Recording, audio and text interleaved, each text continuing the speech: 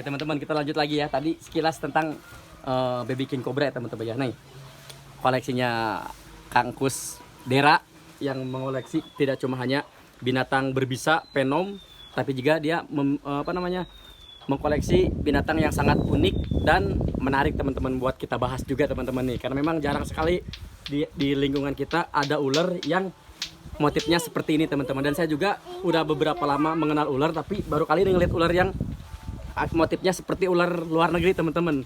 Yang tadi apa namanya Kang? Milk snake, seperti milk snake. Seperti milk snake. Oke Kang Gus, kita lihatin kepada teman-teman nih. Mil. Ya, untuk settingan kandang sederhana aja ya. Karena dia tipe ular pemalu, jadi kita kasih hiding cap biar dia bersembunyi di balik kekayuan atau bebatuan dedaunan ya. Tunjukin ya ini Kang Gus, muka Kang Gus gini. Nah, ini adalah jenis ular Oligodon purpurascens ya. Oligodon purpurascens red pass. Jadi dia keunikannya dari warna ya. Warna. Jadi Dan lebih motif ke ya. merah-merahan ya. Terus ada motif belang-belangnya juga. Nah, biasanya Oligodon itu kan ada Oligodon purpurascens red pass-nya, ada juga yang brown pass. Brown pass apa tuh maksudnya brown pass itu? Untuk brown pass itu dia coklat-coklatan. Coklat-coklatan. Terus kalau yang ini kan red pass-nya nih. Jadi warnanya agak kemerah-merahan, lebih unik justru, lebih jarang ya. Oh gitu. Di alam pun ini barang rare sebenarnya, barang langka. Langka banget ya. Ya, terus harganya juga di pasaran ya lumayan juga. Lumayan mahal Kalau ya. untuk- Iya, kalau untuk yang red pass begini. Karena dia warnanya lebih ke kemerah-merahan, jadi lebih ngejreng. Lebih unik ya gitu kan. Oh ya Kang Gus, di sepintas saya lihat ini kayak ikan yang apa namanya? Ikan yang ada di laut itu ikan apa sih? Nemo. Ikan Nemo. Nemo, Iya. mirip banget ini apa motifnya. Iya. Lucu-lucunya juga sama berhubung ini ular, tapi motifnya kayak ikan si Nemo itu Kang Gus ya. Iya benar. Terus warnanya juga mirip juga ya, merah ya. Mirip juga ya bener motif-motifnya juga. Nah, Ini kalau dari bisa sendiri ini gimana? Ada bisanya apa enggak Kang Gus ini? Nah, untuk ular Oligodon purpurascens ini, Iya. dia termasuk ke dalam jenis ular kerajaan colubrid ya. Jenis colubrid Colubrid ya. yang tidak berbisa. Tidak berbisa. Tetapi meskipun ular ini tidak berbisa, Iya, iya. tetap perlu kita waspadai dari gigitannya. Oh gitu. Karena tipe taring ular ini adalah seperti silet ya, teman-teman. Bisa nyayat juga tangan kita berarti ya? Iya, ketika dia menggigit atau ngebit salah satu anggota badan kita, maka akan tercipta luka yang cukup Parah juga parah mungkin ya? juga ya. Jadi ada luka sobek seperti sayatan silet ya. Oh gitu. Iya. Tapi kalau buat apa? Buat pelihara apa sih namanya? Kalau buat dipelihara ular seperti ini cocok nggak nih buat pemula gitu? Sebenarnya kalau untuk pemula sendiri Iya. tidak masalah selama dia tahu cara-cara penanganannya. Oh gitu. Tapi Model lebih dari settingan kandang harus benar gitu kan. iya. Terus dari makanannya juga dia makanannya adalah telur. Telur Iya. telur ayam maksudnya. Iya, makanya kenapa dipanggil ular kukri? Oh. Karena dia pemakan spesialis ular pemakan telur. Oh, makan telur. Iya.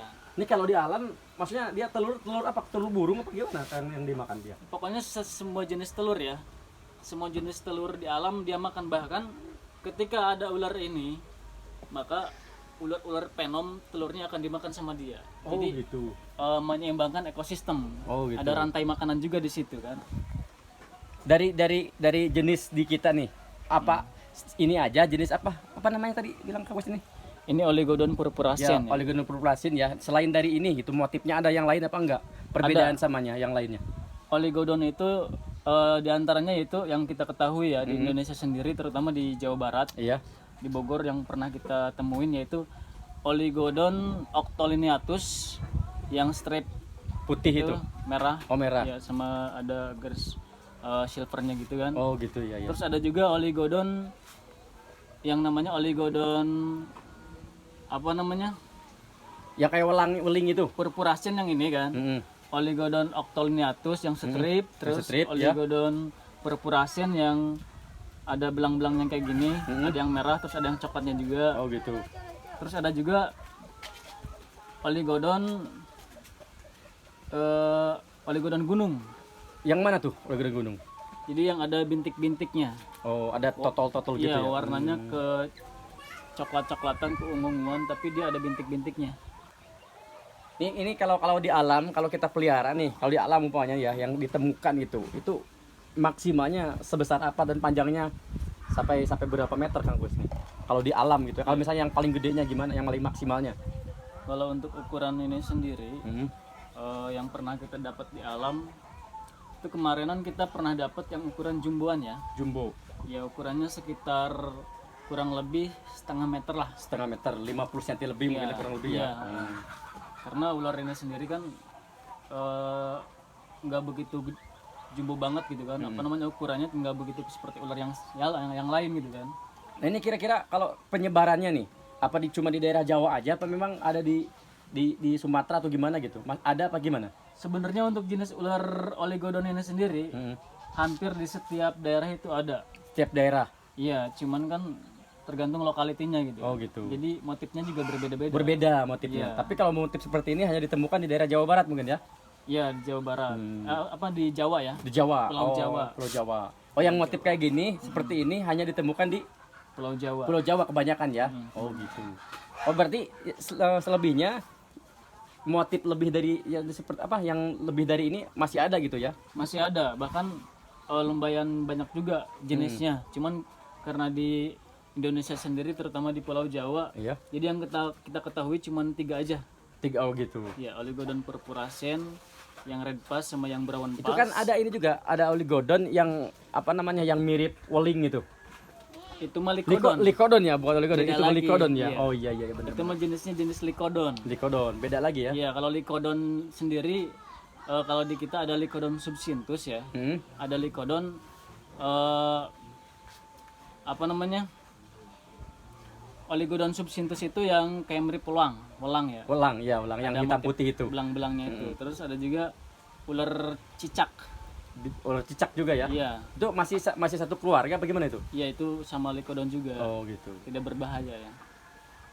Oke teman-teman, seperti yang teman-teman lihat, ternyata Indonesia terutama Pulau Jawa masih menyimpan reptil yang patut kita jaga kelestariannya teman-teman. Salah satunya nih Kang Kus tidak cuma hanya memelihara, tapi memang beliau itu menjaga ekosistem alam dan untuk menjaga reptil ini buat tetap lestari di alamnya teman-teman. Karena memang alam ini kalau kita nggak jaga bisa rusak juga teman-teman. Karena kita semua terutama pecinta ular itu Kang Kus ya, pecinta reptil berkewajiban untuk melestarikannya teman-teman.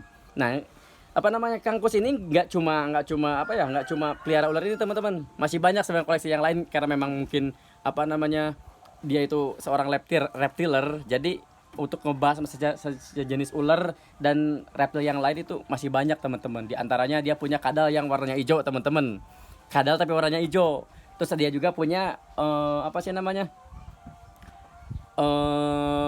ular yang mirip gelang teman-teman, yang di badannya itu ada ada cincin-cincin kuning teman-teman. Di antaranya Boygadendrophylla sama orang Sunda bilang mah itu ular totog kalau nggak salah yang kepalanya 2 itu teman-teman. Nah kita lihat ya koleksinya, itu masih banyak teman-teman. Nah ini untuk kadal hijau sendiri ini. Nah ini kadal hijau teman-teman nih. Endemik Sulawesi ya. Endemik Sulawesi ya, Iya. asal Sulawesi. Asal dari Sulawesi. Nah terus kalau untuk di Jawa sendiri biasanya kadal pohon Dacia olivacea nama ilmiahnya. Tapi nggak sehijau ini kan kalau Nggak yang sehijau ini. yang kalau di kita kan. Iya. Cuman karena ini lokality daerah lain gitu kan jadi beda. Warna hijaunya lebih ke hijau Kayak stabilo ya. cerah. Iya. Oh ya Kang Kus nih dari kalau ini sendiri di kita nggak ada ya di daerah Jawa Barat ya. Untuk di Jawa sendiri sebenarnya tidak ada ya. Karena mungkin ini adanya cuman ada di endemik Sulawesi. Ya. Dari gestur dari tubuh. Emang ini udah paling gede apa memang masih babyan apa gimana? Ya, untuk Jupe apa gimana ini? secara visual ya. Visual iya. Secara fisik, anatomi dia ini termasuk udah ukuran dewasa ya. Udah masuk dewasa ya. Termasuk dewasa. Terus dari segi makanan sama aja ya. Sama kadal yang lainnya yaitu Serangga. Oh. Iya, serangga terus ulat juga dia masih mau ulat Hongkong kayak gitu-gitu kan. Ini kalau kayak gini bertelur juga kan sama ya kayak reptil yang lain ya. Mm. Untuk kadal ini sendiri dia lebih ke terbiasa di atas pohon ya. Oh di arboreal, Iya, arboreal. arboreal. Jadi terbiasa hidup di atas pohon. Di atas pohon iya. Menyesuaikan dengan dedaunan ya karena hijau ini ya Iya, maksudnya. untuk kamuflase ya. Iya. Ini kalau dari visual ini bisa dijelaskan kan enggak Gus? Ini apa maksudnya jenis kelaminnya? Kalau untuk secara visual ini kalau Iya. dari jenis kelaminnya sepertinya ini jantan. Jantan ya? Jantan. Karena biasanya jantan itu identik dengan ramping terus nggak terlalu gemuk. Oh gitu. Iya. Itu biasa ya, kebanyakan gitu ya. Ya terus dari ekor juga agak lumayan panjang gitu kan. Itu kalau jantan ya. Kalau betina mungkin lebih apa ya, Iya. lebih gemuk ya. Kalau betina biasanya dari ukuran tubuh agak buntet, terus dari ekor biasanya agak pendek ya, gitu kan. Oh gitu. Kalau yang betina ya. Mm. Nah, kita Luar biasa teman-teman. Ini salah satu peliharaan apa namanya koleksi Kang Dera atau Kang Kus. Dia nggak cuma memelihara reptil yang hanya dari Jawa Barat aja teman-teman. Walaupun dia asalnya di Jawa Barat, tapi dia juga mengoleksi asal dari Sulawesi seperti tadi kadal hijau tadi teman-teman. Nah kadal hijau ini di kita sangat jarang.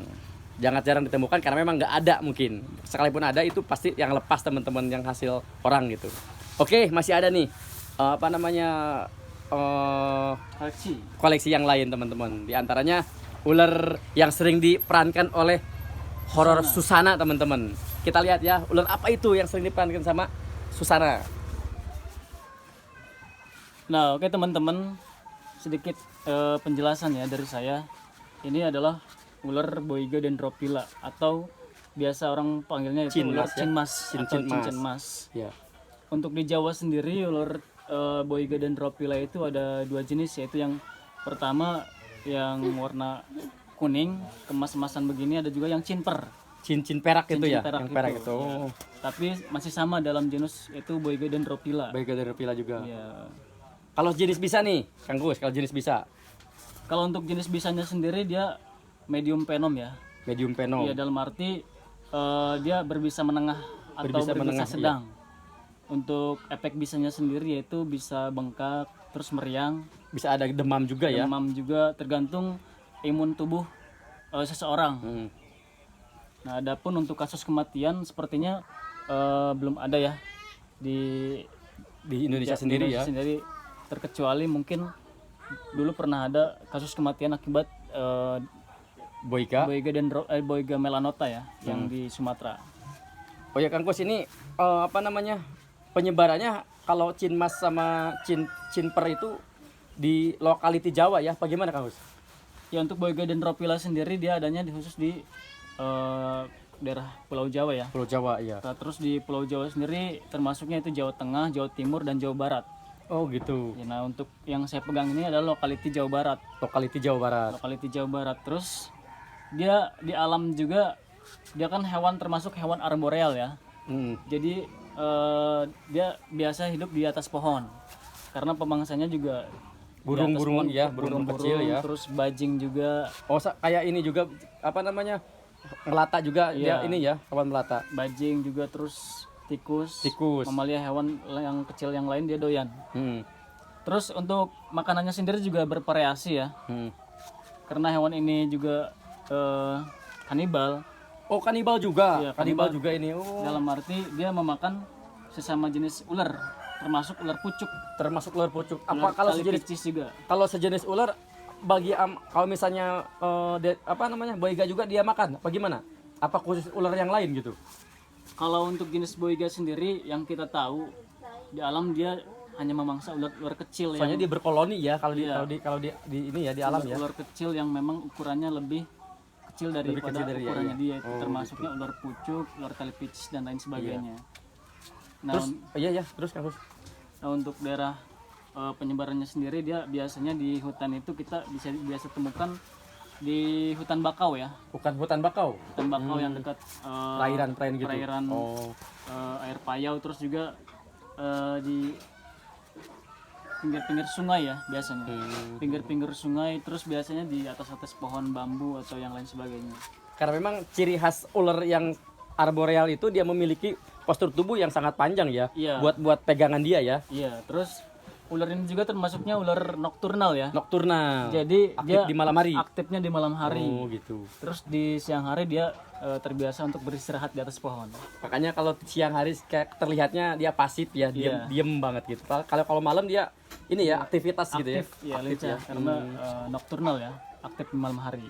Oh iya Kang Gus nih, kalau dari postur tubuh nih, apa namanya maksimalnya itu sampai berapa meter nih Kang Gus kalau buat ular Boyga dendrophylla ini? Yang pernah kita temuin dan yang pernah kita dapat ular Boyga dendrophylla itu sendiri ukuran maksimal yang pernah kita temuin adalah 2 meter lebih. 2 meter lebih. Ya. 2 meter lebih itu tapi udah sangat jarang tuh ya yang 2 meter Sangat lebih itu ya. jarang. Dan itu ukuran maksimal yang pernah Ukuran kita maksimal, dapat, iya. yang pernah kita temuin. Terus ada juga Kang Gus, apa namanya Boyga dendrophylla yang memiliki corak yang apa namanya yang beda gitu, kayak misalnya kuningnya lebih dominan atau hitam yang lebih dominan gitu, tapi dia masih satu genus gitu. Kang Gus ada nggak yang seperti itu gitu? Ada. Ada. Ya, bahkan yang full black juga ada. Ada yang full black juga, Ya, hitam semua gitu ya. Dari jenis Boyga ya. Boyga juga sama. Itu jenis Boyga melanota. Boyga melanota. Oh, itu yang terkenal pernah ngegigit yang bisanya lebih apa namanya lebih berbahaya gitu mungkin. Ya, terus Boyga melanota itu sendiri kalau secara visual ya dari segi warna memang nggak beda jauh ya dari Boyga dendrophylla. Cuman perbedaannya tipis dia. Dari motif kuningnya itu nggak begitu menyatu sama tubuhnya. Jadi nggak nyambung. Kalau yang mana tuh? Kalau yang melanota biasanya. Kalau yang melanota, ini kan nyambung ya? Ya, biasanya dia tipis-tipis. Oh gitu. Tipis-tipis, bahkan semakin ke bawah ekor biasa semakin black. Jarang-jarang. Oh, semakin ke belakang, ke ekor, ke pangkal ekornya dia semakin hitam gitu. Nggak ada corak-coraknya apa Iya. gimana? Oh gitu. Bahkan ada juga yang full black ya. Nih, buat apa namanya buat teman-teman juga nih, kalau misalnya teman-teman mau mencoba memelihara ular seperti ini, masih kategori aman apa memang buat yang pemula atau memang gimana Kang Gus? Kalau buat ular ini, karena memang dari jenis hitamnya lebih terang ya, lebih mencolok, terus dari motifnya ya bagus gitu ya, menarik gitu Kang Gus. Orang kan kalau ngelihat motifnya yang bagus nggak pernah berpikir tentang resikonya Kang Gus. Apakah masih kategori aman atau gimana nih ular seperti ini kalau buat pemula Kang Gus nih? Sebenarnya kalau untuk pemula sendiri itu tidak Ya. disarankan Tidak untuk disarankan, memelihara ya. ular venom apapun jenisnya. Apapun jenisnya. Terkecuali ular non venom nggak masalah ya. Nggak masalah ya, memang resikonya kecil ya, paling sobek-sobek doang ya. Tapi tetap meskipun ular non venom bahaya resiko kecelakaan Pasti ada pasti ya. ada. Makanya itulah perlu adanya edukasi dan pengetahuan tentang reptil. Iya. Karena untuk menjaga-jaga keselamatan kita sama lingkungan di sekitar kita juga. Oh gitu. Soalnya kan kita tahu sendiri Kang Gus, banyak ya sekarang anak-anak yang baru gede gitu ya. Dia main-main venom akhirnya celaka gitu. Ya, akhirnya kan yang disalahin kan orang-orang yang bikin konten, terus orang-orang yang handle ular venom gitu, padahal kita apa sih namanya udah apa ya, udah istilahnya ada tadinya kan ada edukasi, ada pengalaman yang kita petik gitu ya, dari pengalaman kita akhirnya kita bisa pegang ular venom gitu ya. Tapi kan banyak sekarang yang pegang ular venom atau main ular venom tapi tanpa ilmu gitu Kang Gus. Nah, itu perlu diedukasi juga kepada teman-teman. Karena memang pada dasarnya ular itu sangat tidak biasa sebenarnya dengan berinteraksi dengan manusia Kang Gus ya. Nah, itu perlu apa namanya? Perlu ilmu khusus gitu ya buat menghandle ular-ular yang berbisa venom Kang Gus ya. Nah, untuk pemula sendiri Iya. sangat disarankan gitu terlebih dahulu untuk mempelajari Karakter ular, terus jenis ular juga ya. jenis-jenis ular, Iya. terus cara Merawat. merawat ular yang baik dan benar itu seperti apa, terus settingan kandang kandang juga harus iya. Nah, benar-benar perlu temen tahu tuh paham dan settingan kandang ya. mengetahui. Karena salah settingan kandang aja ular biasanya nggak mau makan, dia stres, bahkan bisa sampai berujung pada Oh, kematian. mati dia ya. Iya, Itu dari kandang ya. dari settingan kandang yang salah. Makanya sebelum kita memutuskan untuk memelihara ular, ada baiknya kita pelajari dulu langkah-langkahnya, itu tahap-tahapnya, diantaranya mengetahui jenis ular, Iya. terus cara merawat ular yang baik dan benar itu seperti apa, settingan kandang juga yang bagus itu seperti apa. Terus resiko juga harus kita Tanggung ya. tanggung sendiri, Nah itu karena udah jadi konsekuensi ya. selain menyelakakan diri sendiri, terkadang orang di sekitar kita juga ikut kena imbasnya. Kena kalau imbasnya, kita iya. kalau kita terlalu ceroboh ya Hmm. untuk memelihara ular. Oke teman-teman, buat teman-teman nih, kalau misalnya pengen teman-teman pengen pengen sharing sama Kang Engkus atau sama kita gimana caranya mengetahui ular berbisa dan tidak berbisa, dan ular berbisa venom dan ular berbisa medium, itu teman-teman bisa cek di di channel